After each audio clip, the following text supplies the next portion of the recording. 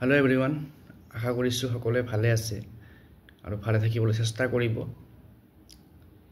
বহুদিন দীঘল ভিডিঅ' দিয়া নাই আৰু বিভিন্ন কথা মনত আহি থাকে, তথাপিও সময়টো মিলাব নোৱাৰোঁ। তাৰ লগতে মই চাকৰিৰ পৰীক্ষাবিলাকৰ কাৰণে ভিডিঅ' বনাই আছোঁ মাজে মাজে, তো সেইটো কাৰণে তাতো টাইম দিব লগা হয়। বাকী যিয়েই নহওক, এতিয়া আহোঁ আজিৰ ভিডিঅ'টোৰ মূল কথালৈ। আজি এটা মনৰ কথা শ্বেয়াৰ কৰিম বুলি ভাবিলোঁ। শ্বেয়াৰ মানে কি, এক্সপেৰিয়েঞ্চ এটা। মোৰ বেছি দীঘলীয়া জীৱন নহয়, তথাপিও যিখিনি এক্সপেৰিয়েঞ্চ পাইছোঁ তাৰে পৰা মই এটা কথা ভালকৈ শিকিছোঁ আৰু সেইটো আপোনালোকৰ লগত শ্বেয়াৰ কৰিব বিচাৰিছোঁ আৰু আশা কৰিছোঁ আপোনালোকেও এই কথাটো গুৰুত্ব সহকাৰে ল'ব, তেতিয়াহ'লে নিজে হেপ্পী থাকিব পাৰিব। আপোনালোকে এটা কথা মনত পেলাব পাৰিবনে? সকলোৱেতো স্কুলত গৈছে আৰু এদিন হ'লেও কোনোবা স্কুলত গৈছে।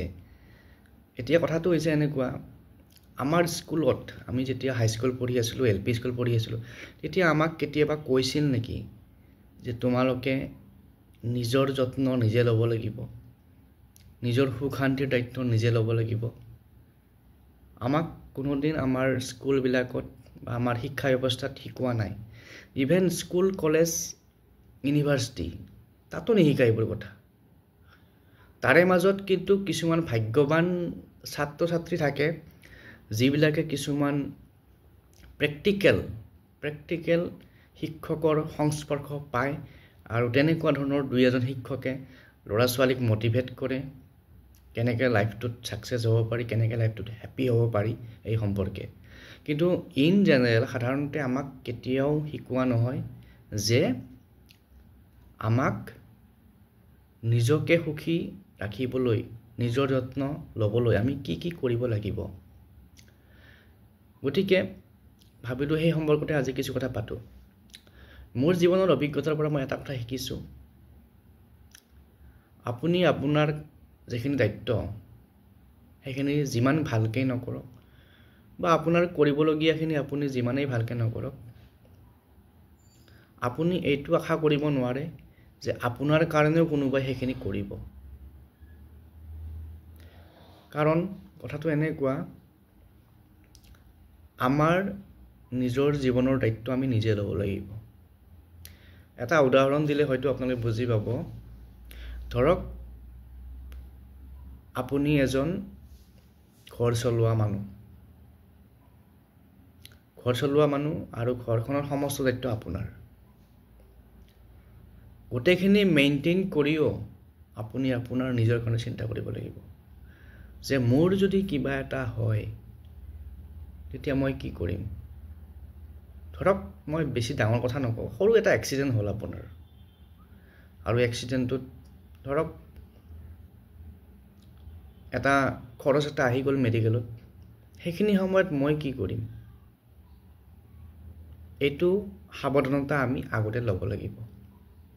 মই এইটো কোৱা নাই যে আপুনি এক্সিডেণ্টটো ৰখাবৰ কাৰণে কোৱা নাই, মই কৈছোঁ যে তাৰ পৰা যিটো আমাৰ ফাইনেন্সিয়েল লছ হ'ব সেইখিনি বিয়াৰ কৰিবৰ কাৰণে আমি নিজকে সাজু কৰি ৰাখিব লাগিব। সেইটো বুলি নহয়, বিভিন্ন ইমাৰ্জেঞ্চি আহিব পাৰে লাইফত, সেইবুলি আমি এইটো আশা কৰিব নোৱাৰোঁ যে মোৰ ভাইটি চাব, মোৰ মা দেউতাই চাব, মোৰ লগ বন্ধুৱে চাব। এইটো মিছা কথা। এইটো এটা ফাইনেন্সিয়েল কথা গ'ল। নেক্সট আহিল মনৰ হেপিনেছ। আমাৰ জীৱনটো বহুত শ্বৰ্ট, এনেকুৱা শ্বৰ্ট মানে আমি ইমেজিন কৰিব নোৱাৰোঁ। আজিৰ পৰা কিছুদিন আগত আমাৰ ঘৰৰ ওচৰত এটা বেংক আছে। সেই বেংকটোৰ মেনেজাৰৰ ওচৰত কিবা কামত গৈছিলোঁ মানুহ এজনৰ লগত।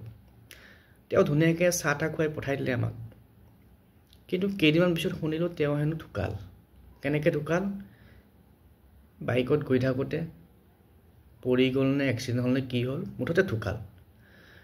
মই কিছুদিন ধৰি তেওঁৰ কথা মোৰ মাইণ্ডত আহি থাকিল মোৰ, যে কিছুদিন আগত তেওঁৰ আমাক চাহ খুৱাই থৈ গ'ল, হঠাৎ মানুহটো নোহোৱা হৈ গ'ল। তো লাইফটো তেনেকুৱা।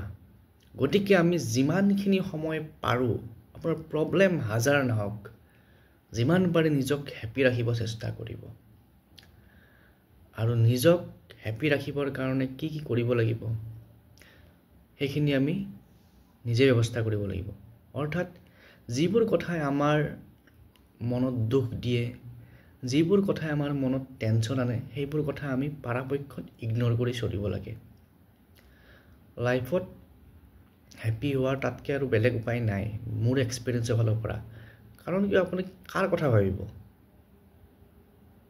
এই পৃথিৱীখনৰ কথা ভাবিলে আপুনি ডিপ্ৰেশ্যন গুচি যাব ঘৰৰ কথা নিজৰ কথাটো বাদেই দিলোঁ মই গতিকে যিয়েই নহওক ভিডিঅ'টো বেছি দীঘলীয়া নকৰোঁ মনৰ কথাখিনি ক'লোঁ মোৰ এটাই সকলোৰে অনুৰোধ আপোনালোকে যিয়েই নকৰক নিজৰ কাৰণে নিজৰ হেপিনেছ আৰু নিজৰ সুৰক্ষা এইটো কথা সদায় মনত ৰাখিব নহ'লে কিন্তু কষ্ট খাব লগা হয় বহুত জীৱনত গতিকে আশা কৰিছোঁ আপোনালোকে কথাখিনি ভাল পাইছে যদি ভাল পাইছে পেজটো ফ'ল' কৰি দিব শ্বেয়াৰ কৰি দিব আপোনালোকৰ বন্ধুবৰ্গৰ মাজত যাতে তেওঁলোকেও এটা নতুন চিন্তা কৰিব চেষ্টা কৰে আৰু এনেকুৱা ধৰণৰ বিষয় লৈ আহিম থেংক ইউ